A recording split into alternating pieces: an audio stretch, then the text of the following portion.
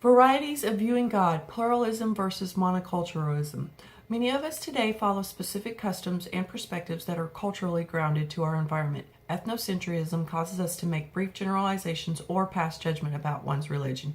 This can be things that we do not even realize because it is what we grew up thinking, knowing, and believing. What we value manifests our religious views and can highly influence our politics. Do we choose religion for the sake of our souls, and do politics create the social forces that we need for the community? My perspective upon evaluating pluralism versus monoculturalism is that in a perfect pluralistic world, diversity is expected to respect traditions and are to tolerate one's belief system. Although being a specific religion in a universal world can be difficult. As a Christian, Willard states, Willard is from Dallas. His name is Dallas Willard. It came from being a Christian in society. It was a web context in willard.org.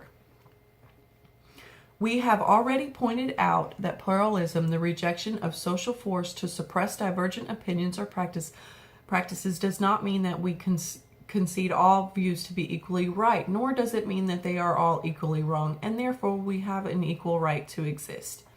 In the article, he claims to feel that being a specific religion can negatively impact judgment from a pluralistic view, but he emphasizes our freedom and rights. We have three major religions: Judaism, Christianity, and Islam are all monotheistic religions and reside in the Middle East. Within these religions are divisions that they are categorized into denomination, sects, or group. Much controversy in the major sects of Islam, the Sunni and the Shia, stem from politics.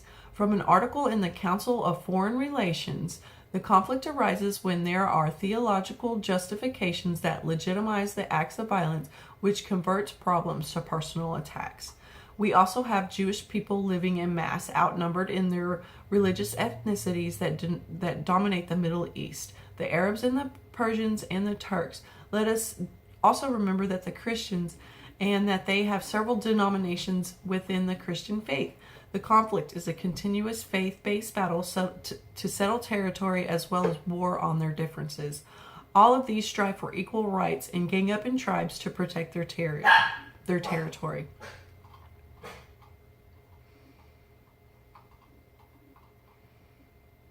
Extremists in major world religions in Islam, Middle East, Asia, and Africa have set in motion forceful periods of conflict, but we must remind ourselves that we were also periods of peace between faiths. Canada was the first country in the world to support multiculturalism as an official management method. Canada affirmed that the value of dignity of all citizens despite their racial or ethnic roots, their language, or religious connections. We need to research the characteristics of social policies that promote coexistence. There are available resources that are accessible tools for communication. We have the internet that can teach us language to be part of the change. We can interact with the countries by having an open mind to their culture and accepting their ways. I feel I can make a difference by learning challenging perceptions and recognizing and educating society. If we live by knowledge, we can eliminate ethnocentrism, recognize cultural differences, and accept the ways of multicultural religions.